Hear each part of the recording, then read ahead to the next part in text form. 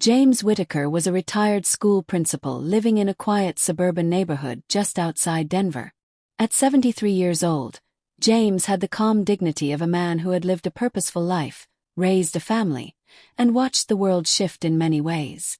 But for all the wisdom he had accumulated over the years, there was one daily frustration that seemed trivial on the surface, but slowly became unbearable.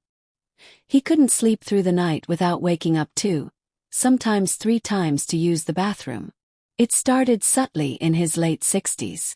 James would wake up around 3 a.m., shuffle off to the bathroom, and go right back to sleep. At first, he didn't think much of it.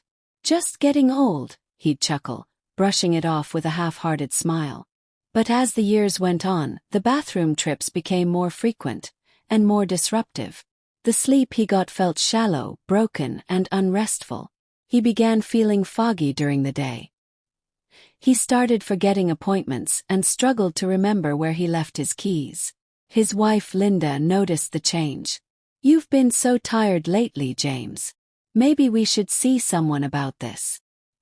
He shrugged it off at first. Like many seniors, James didn't love doctors or what they might say. But eventually, after one too many nights of sitting on the edge of the bed wondering why his body betrayed him at 2:17 a.m. again, he agreed. Dr. Emily Carter was a sharp, kind physician in her early 40s. She greeted James with a warm handshake and an understanding smile. "You're not alone, James," she said after he described his nightly routine. "Do you know how many older adults struggle with nocturia, waking up frequently at night to urinate? It's one of the most common complaints among people over 60. James sighed. "So it's just normal then?" "Not exactly," Dr. Carter replied. "It's common, yes, but normal. Well, and here's the interesting part. Many people are making the same mistake without realizing it." James raised an eyebrow. "What kind of mistake?" She leaned forward and said, "Drinking water at the wrong time of day." He blinked. "That's it." "Well," she smiled, "that's a big part of it. Let me explain." Dr. Carter went on to tell him that as the body ages, the kidneys don't function quite as efficiently, and the bladder can become more sensitive. When seniors drink a lot of fluids, especially water, tea, or even soup, in the late afternoon or evening, the kidneys process that fluid during the night. The bladder fills, and that triggers the body to wake up. "But isn't drinking water healthy?" James asked. "Absolutely," she said.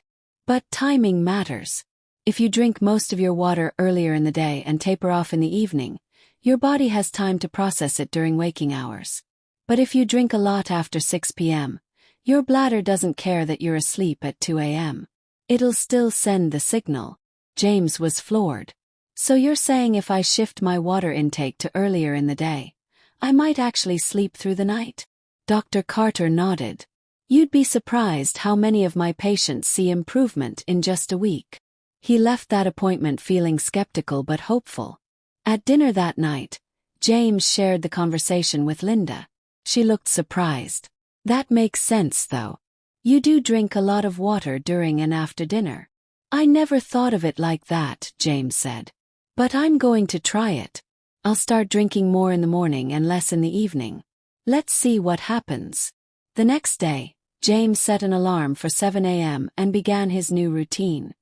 He drank a large glass of water with breakfast, another mid-morning, and again after lunch. He kept a small bottle of water for sips in the afternoon but stopped drinking fluids entirely by 6:30 p.m. For dinner, he stuck to small sips and skipped the herbal tea he had grown fond of before bed. The first night he still woke up at 3:10 a.m., but just once. The next night he slept until 4:45 a.m., which felt like a victory. By the fourth night, James woke up at 6 a.m. feeling refreshed. For the first time in years, he had slept through the night. He turned to Linda, eyes wide. "I didn't wake up once," he whispered. She smiled, groggy but supportive. "That's amazing, James." Encouraged, he kept at it. Within 2 weeks, James felt like a new man. His energy during the day returned. His mind felt clearer and his mood improved. He even started going on early morning walks again, something he hadn't done in years. One morning, while walking through the local park, he bumped into his old friend Richard, a retired electrician who used to help James with the school's wiring projects. Richard was walking slowly, rubbing his lower back. "You look good, James," Richard said. "What's your secret?" "I can barely sleep past 2 a.m. without needing to pee."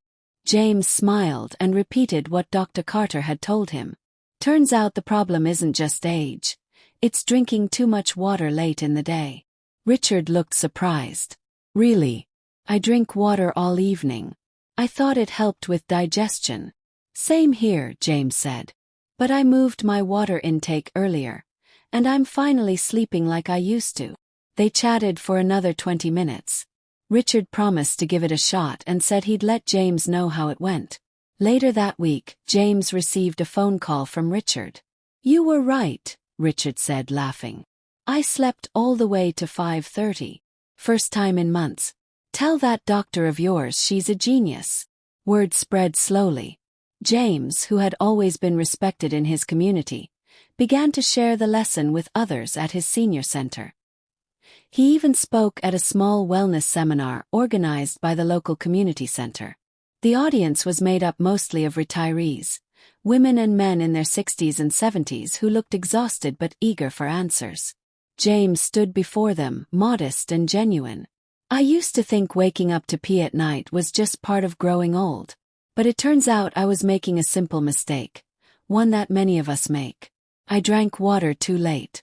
I didn't give my body time to process it before bed. Once I changed that, I got my nights back." One woman in the back raised her hand. "But what if I get thirsty at night?" "Good question," James replied. "I keep a small bottle of water by the bed. If I wake up and feel really dry, I'll take a tiny sip. But most of the time I don't need it. The key is balance, not cutting water out but drinking it smarter." That seminar ended with a line of people wanting to thank James. He didn't claim to be a health expert. He was just a man who finally understood that small habits make a big difference. And he was eager to help others experience the same relief he had found. Months passed, and James' story grew into something of a quiet legend among the community's seniors. He even began writing a small blog, Restful Nights, where he shared health tips he learned from doctors, friends, and personal trial and error. But he never forgot the simple advice Dr. Carter gave him that changed everything. Drink earlier, rest better.